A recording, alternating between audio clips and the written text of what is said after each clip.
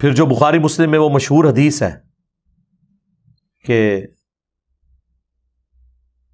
ایک حبشی عورت تھی جو مسجد نبوی کی صفائی کیا کرتی تھی. چند دن تک وہ نظر نہ آئی تو نبی الاسلام نے کہا وہ عورت کدھر گئی؟ بتایا گیا یا رسول اللہ وہ فوت ہو گئی، رات کے وقت ہی ہم نے اسے دفنا دیا. آپ نے فرمایا مجھے نہیں تم نے بتایا. حدیث کے الفاظ ہیں، لوگوں نے ہلکا جانا کہ وہ ایک عام حبشی عورت تھی، لیکن حضور کے لیے تو ہر وہ بندہ اہم ہے جو دین کا کام کرے. آپ کے نزدیک جس کا اونچا نعرہ ہو وہ اہم ہے، نبی الاسلام کے نزدیک دین کا کام کرنے والا بندہ اہم ہے. آپ نے فرمایا کہ مجھے اس کی قبر پہ لے کے چلو. قبر پہ لے کے گئے. نبی الاسلام نے قبر پہ جا کے جنازہ پڑھا، اور جب واپس پلٹے تو آپ نے فرمایا یہ قبریں اندھیروں میں ڈوبی ہوئی تھی، میرے جنازہ پڑھنے کی برکت سے اللہ نے ان قبروں کو نور سے بھر دیا. سبحان اللہ. سبحان اللہ تو ہم پڑھ رہے ہیں، لیکن اس کا ایک بڑا تلخ پہلو ہے.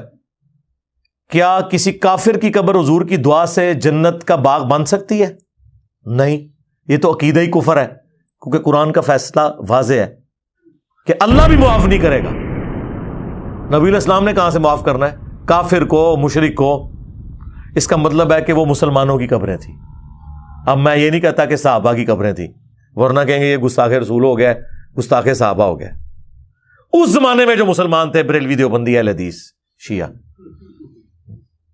ویسے تو اس زمانے کے مسلمانوں کو صحابی کہا جاتا ہے، لیکن وہ فتویٰ لگا دیں گے نا. چلے ہم کہتے ہیں اس زمانے کے جنہوں نے حضور کو ایمان کی حالت میں دیکھا، ایمان کی حالت میں دنیا سے گئے، اس زمانے کے بریلوی، دیوبندی، اہل حدیث، شیعہ. تبھی نور سے بھری گئی نا. اور دوسرا یہ بھی کلیئر ہو گیا کہ نبی الاسلام نے ان صحابہ سے یہ نہیں کہا کہ ہاں میں ہر مومن کی قبر میں جاتا ہوں تو واقعی وہ فوت ہو گئی تھی، 3-4 دن پہلے میں قبر میں گیا تھا اور میرے بارے میں اس سے پوچھا گیا تھا ما کنت تقول فی حق ھذا الرجل، اس مرد کے بارے میں تم کیا کہتے ہو؟ حضور نے تو لا علمی کا اظہار کیا، مجھے تو پتہ ہی نہیں تھا کہ وہ فوت ہو چکی ہے. اور یہ لوگ کیا کہتے ہیں؟ حضور علیہ السلام قبر میں جاتے ہیں. بریلوی یہ کہتے ہیں. دیوبندی کہتے ہیں نہیں، حضور خود نہیں جاتے، آپ کی شکل دکھائی جاتی ہے، یا آپ کی قبر مبارک اور اس کی قبر کے درمیان سارے پردے ہٹا دیے جاتے ہیں اور پوچھا جاتا ہے کہ اس مرد کے بارے میں تیرا کیا عقیدہ تھا. ہر بندے نے اپنا عقیدہ بنایا ہوا ہے. مفتی احمد یار خان نعیمی صاحب نے جال حق میں لکھا ہے کہ نبی اسلام دکھائے جاتے ہیں نا، ورنہ تو وہ شخص جو ہے نا وہ پوچھتا آگے سے کہ کس مرد کے بارے میں مجھ سے پوچھ رہے ہو. جب وہ کہتے ہیں ما کنت تقول فی حق ھذا الرجل، وہ کہتے ہیں ھذا کا مطلب ہے کہ وہاں موجود ہے. ہم نے بتایا کہ ھذا کا صیغہ موجود کے لیے بھی ہوتا ہے اور غائب کے لیے بھی ہوتا ہے جس کا ذکر ہو رہا ہو. جیسے بخاری میں ھذا کے صیغے کے ساتھ عبداللہ بن عمر نے یزید کی طرف اشارہ کیا کہ ہم نے اللہ اور اس کے رسول کے احکامات کے اندر ھذا الرجل کی بیعت کی ہے، حالانکہ وہ شام میں تھا، عبداللہ بن عمر مدینے میں تھے، 1000 کلومیٹر کا فاصلہ تھا. جب آپ ذکر کر رہے ہوتے ہیں تو اس میں ہو جاتا ہے. اور یہی وجہ ہے کہ مومن جب جواب دیتا ہے وہ کہتا ہے ہوا محمد رسول اللہ، وہ یہ نہیں کہتا ھذا محمد رسول اللہ، وہ پھر تھرڈ پرسن کے سیغے سے جواب دیتا ہے. وہ کہتے ہیں مفتی صاحب کہ نہیں، دیکھیں یہاں ہونا چاہیے تھا کہ وہ بندہ پوچھتا کہ کس مرد کے بارے میں پوچھ رہے ہو. اگر وہ یہ کہتا نا تو آپ کی بات کلیئر ہو جاتی.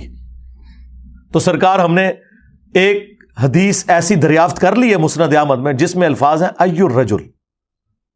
وہ مردہ پوچھتا ہے کہ کس مرد کے بارے میں پوچھ رہے ہو.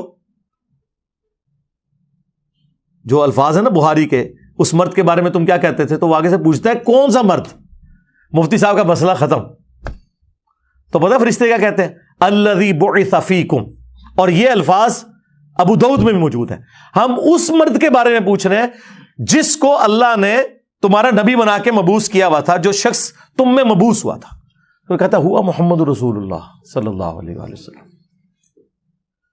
اللہم اجعلنا منہم، اللہ تعالیٰ ہمیں ان میں کرے جو یہ جواب دے لیں. یہ بخاری اور ابو داؤد میں پوری تفصیل موجود ہے. اور یہ جب 3 سوال ہوتے ہیں، من ربک ما دینک ما کنت تقول فی حق ھذا الرجل، ایک چوتھا سوال ہے جو انہوں نے اسکپ کیا تھا، میں نے دریافت کیا ہے تو اب ان کو پریشانی لگی ہوئی ہے. ایک چوتھا سوال بھی ہوتا ہے. جب مؤمن جو ہے نا جواب دے لیتا ہے نا تو اس سے فرشتے پوچھتے ہیں کہ تجھے کیسے پتا چلا؟ تو وہ کہتا ہے میں نے اللہ کی کتاب پڑھی تھی اور رسول اللہ کے نبی ہونے کی تصدیق کی. ہاں تو ظاہر ترجمے سے ہی پڑھی ہوگی نا, خالی پڑھنا تصدیق تو نہیں ہوتی. اور جو منافق ہے جب وہ جواب نہیں دے پاتا تو فرشتے کہتے ہیں تو نے, وہ ہر بات میں کہتا ہے ہائی ہاتا لا ادری, ہائے افسوس مجھے کچھ پتا نہیں.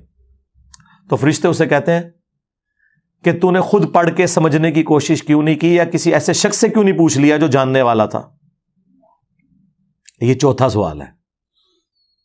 اگر یہ پتا چل جائے مسلمانوں کو تو مرنے سے پہلے ہی وہی بات, مرنے سے پہلے اے مسلمان کر لے اس پہ غور, کتابوں کا خدا اور ہے, بابوں کا خدا اور پھر وہ اس نعرے تک پہنچ جائے گا کہ میرے نبی سا ہے ہی کوئی نہیں, یہ سارے بابے تھے شاہ ہی کوئی نہیں.